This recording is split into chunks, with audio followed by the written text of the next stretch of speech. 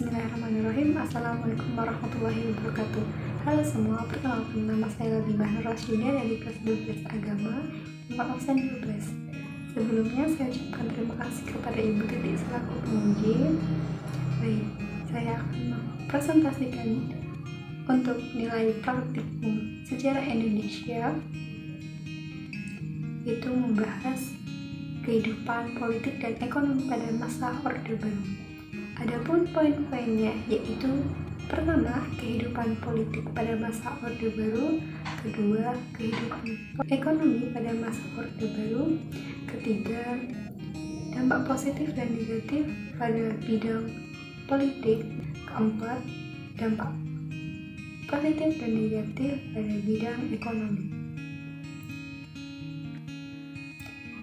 Oke, yang pertama, kehidupan politik pada Orde Baru. Orde Baru dipimpin oleh Soeharto selama 32 tahun. Selama masa kepemimpinannya, banyak kebijakan yang memiliki pengaruh cukup besar terhadap proses berjalannya negara Indonesia, mulai dari kebijakan politik maupun ekonomi. Kebijakan politik dibagi menjadi dua, yaitu kebijakan politik dalam negeri dan kebijakan politik luar negeri. Kebijakan politik dalam negeri: 1. Pelaksanaan pemilu 1971. Selama masa Orde Baru telah berhasil melaksanakan pemilu sebanyak 6 kali, yaitu tahun 1971, 1977, 1982, 1987, 1992, dan 1997. Pada pemilu ini, pejabat hanya berpihak kepada Golkar. 2. Penyederhanaan partai politik. Penyederhanaan partai politik terbagi menjadi 3, yaitu Partai Persatuan Pembangunan PPP; 2. Partai Demokrasi Indonesia atau PDI; 3. Golongan Golkar. 3. Dwi fungsi ABRI. Dwi fungsi ABRI adalah peran ganda ABRI sebagai kekuatan pertahanan dan sebagai kekuatan sosial politik. 4. Pedoman, penghayatan, dan pengamalan Pancasila atau P4. P4 atau Eka Prasetya Pancaskarsa bertujuan untuk memberi pemahaman kepada seluruh lapisan masyarakat mengenai Pancasila. Yang kelima, normalisasi kehidupan kampus atau NKK. Pemerintahan Orde Baru menerapkan kebijakan NKK atau BKK, Badan Koordinasi Mahasiswa, untuk mengubah format organisasi kemahasiswaan terjun ke dalam politik praktis. Kehidupan politik luar negeri. Yang pertama, Indonesia kembali menjadi anggota PBB. Pada saat Indonesia keluar dari PBB tanggal 7 Agustus 1965, Indonesia terkucilkan dari pergaulan internasional dan menyulitkan Indonesia secara ekonomis maupun politik. Pada masa Orde Baru, Indonesia kembali ke anggota PBB sesuai dengan hasil sidang DPR-GR. Pada tanggal 28 September 1966, keanggotaan Indonesia kembali aktif menjadi anggota PBB. Yang kedua, memperkuat kerjasama regional internasional.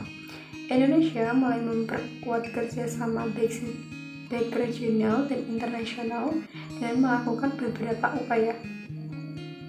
1. Turut serta dalam pembentukan ASEAN. 2. Mengirimkan kontingen Garuda dalam misi perdamaian. 3. Ikut berperan KTT non-blok. 4. Berperan dalam organisasi konferensi Islam. Yang ketiga, pemulihan hubungan diplomatik dengan Malaysia dan Singapura dan pemutusan dengan Tiongkok. Pada tanggal 1965 terjadi konfrontasi antara Indonesia dengan Malaysia dan Singapura. Untuk memulihkan hubungan diplomatik, dilakukan penandatanganan perjanjian antara Indonesia yang diwakili oleh Tun Abdul Razak pada 11 Agustus 1966 di Jakarta, pemulihan hubungan diplomatik dengan Singapura melalui pengakuan kemerdekaan Singapura pada tanggal 2 Juni 1966. Yang kedua, kehidupan ekonomi masa Orde Baru. Pemerintah Orde Baru memiliki slogan yang menunjukkan fokus utama mereka dalam memberlakukan kebijakan ekonomi, yaitu trilogi pembangunan. Trilogi pembangunan yaitu 1. Pertumbuhan ekonomi yang cukup tinggi, 2. Pemerataan pembangunan dan hasil-hasilnya yang menuju kepada terciptanya keadilan sosial bagi seluruh rakyat, ketiga, stabilitas nasional yang sehat dan dinamis. Ekonomi masa Orde Baru. Yang pertama, rencana pembangunan 5 tahun atau Repelita. A. Repelita 1 dimulai 1 April 1969 sampai 31 Maret 1974. B. Repelita 2 pada tanggal 1 April 1974 sampai 31 Maret 1979. C.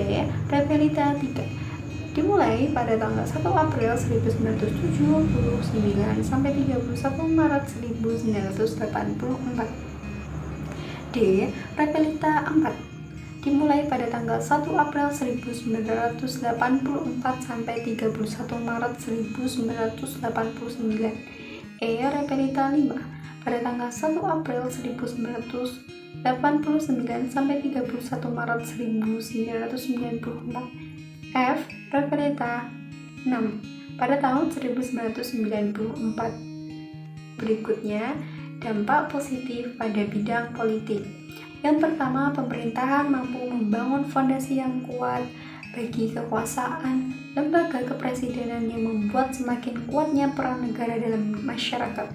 Kedua, situasi keamanan pada masa Orde Baru relatif aman dan terjaga dengan baik karena pemerintahan mampu mengatasi semua tindakan dan sikap yang dianggap bertentangan dengan Pancasila.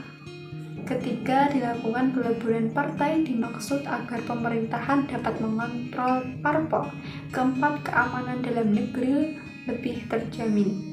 Dampak negatif pada bidang politik. Pertama, pemerintahan Orde Baru gagal memberikan pekerjaan berdemokrasi yang baik dan benar kepada rakyat Indonesia.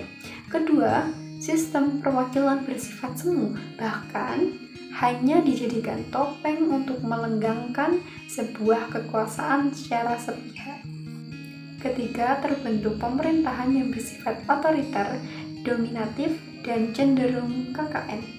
Keempat, fungsi ABRI yang terlalu mengakar masuk ke sendi-sendi kehidupan berbangsa dan bernegara. Dampak positif pada bidang ekonomi. Pertumbuhan ekonomi yang tinggi karena sikap program pembangunan pemerintahan terencana dengan baik dan hasil pun dapat terlihat secara konkret.